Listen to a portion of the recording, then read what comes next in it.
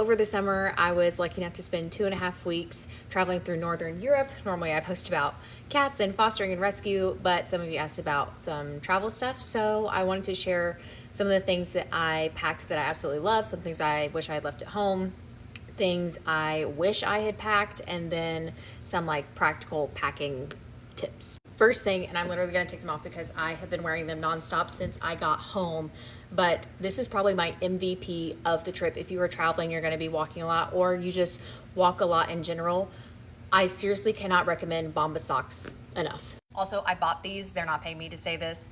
This is my unbiased, true review. I'm gonna put them back on. But we walked for anywhere from 5 to 10 miles every single day, and I came home without a single blister, and I really credit that to the Bomba socks and the shoes that I took. And speaking of that, I did the cardinal sin, and I did buy 3 new pair of shoes to take with me. I wore them in the week before, but if you're going to Europe and you have shoes that you're comfortable with, the recommendation is to wear those because they're already broken in. But I wear Air Force Ones almost every day, but I do not like walking in them in long distances. So I bought a pair of Golas, and I really, really, really like these. They were honestly not the most comfortable with regular socks, but game changer with Bomba socks. And then aside from these, I wore these the most. I wore these probably more than these, but these are On Clouds, and they were incredible to walk in. Sheila has decided to join, but a couple other things I just could not live without was a belt bag or a fanny pack. I didn't carry a purse with me. This was really convenient. And the last thing that was really, really awesome to have was a portable charger. This one was thin and fit in this bag really nicely, and that was very, very convenient on long days away from our hotel and away from our chargers. Something that I didn't love, and this is purely a personal preference thing, but I bought this travel razor, and I have had the other very popular travel razor that comes in like a pink little case. If you travel a lot, you've probably seen it or used it. And I decided to try something different this time. I don't know why I ordered this one on Amazon, and it, whatever, like the stuff they put on the razor itself to like make it glide, it's like slimy, and I haven't used this since I got home. It's still like it just would not get dry again after it was wet, and I didn't like that. And also like, you see that? This razor is like brand new, other than the 2.5 weeks I used it in Europe. It's already rusting. I bought this one because I liked this, that it could like stand up in its little case, but I don't want to use it again. There's nothing wrong with it. It's just a preference thing, and like I had to put something that's like kind of wet and slimy in my suitcase, and I don't like that. If I could recommend anything, and it is having a carry-on bag with wheels. This is my carry-on bag. It's a backpack, but it also like opens, so this can like Velcro close, so it only opens this way, or you can open it completely. I ended up getting to Amsterdam from Birmingham a full 24 hours late because of Delta. And we will get into that at a different time. But I ended up in the Atlanta airport, and Atlanta in general had to leave the airport for almost an entire day.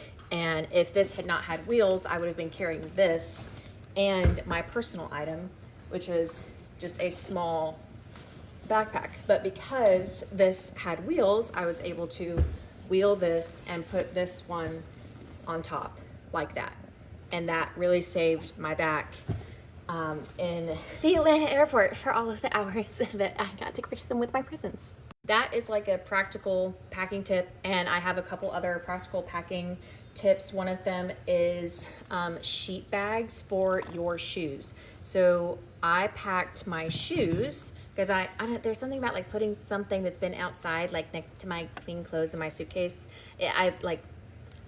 I have a touch of OCD, but I want it to be wrapped up. And these come with sheets, so they make perfect like shoe bags for my suitcase. I literally have another one. I think actually a shower curtain came in this one, and perfect shoe bag.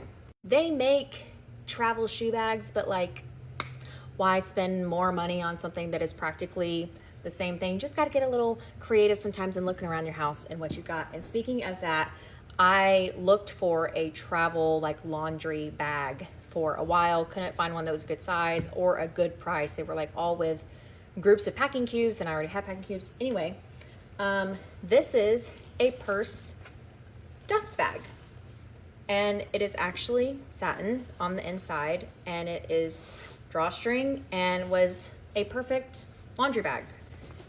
I just didn't see a need to buy a different bag if I had this at home. That worked. Speaking of bags, I brought one more bag that could easily fold up in my suitcase on any days that I thought I was going to be getting more souvenirs. This bag was made by my personal trainer and one of my best friends, but it's perfect because it folds up really small, but it's very sturdy. And there's a specific style of bag, and I don't want to butcher it, but it's a specific kind of bag where you can tie the top. So I could tie it tighter or looser depending on what I wanted. Shout out to Trip. His handle on IG is Daily Dosage Textiles. Last are the things I wish I had more of. First of all, refresh spray, laundry refresh spray. Basically several things to do with laundry. I wish I had had more refresh spray, and I also wish I had packed like a portable laundry bag so that I could have washed and detergent, so that I could have washed a couple things in my hotel room that I really wanted to wear again. But just for my sake and the sake of the people around me, we were past that point. On the note of smell, I also wish I had had deodorant wipes. In my fanny pack, I had a little thing of my like go-to perfume, but I like craved putting on more deodorant throughout the day, and I know they make deodorant wipes, and I wish I'd had some to go in here. And last but certainly not least, I wish I had packed in a bigger suitcase. This is the suitcase I packed in. Everything that I saw told me to pack light as much as possible. That being said, if I put the exact same amount of stuff that I squeezed into this bag just into a bigger suitcase, it would have been easier to handle, because this she was bloated. We'll just say that. She was bloated, and she was heavy, and I just think it would have been honestly easier to carry something that was not so stuffed to the brim. I wish I had packed the same amount of things, just put them in a bigger bag. She actually held up pretty well for everything she went through. Shout out Samsonite TJ Maxx again. Nobody's paying me to say any of these things, but considering everything she went through going across the ocean and back, she looks pretty good. And I don't know where she was for the first day and a half that I was in Europe, because she wasn't there, and we'll get to that at another time. Thank you to Delta for that one. But anyway, that is some of the things that I love, some things I wish I had had, some things that I absolutely would not take again, and some of my favorite travel hacks.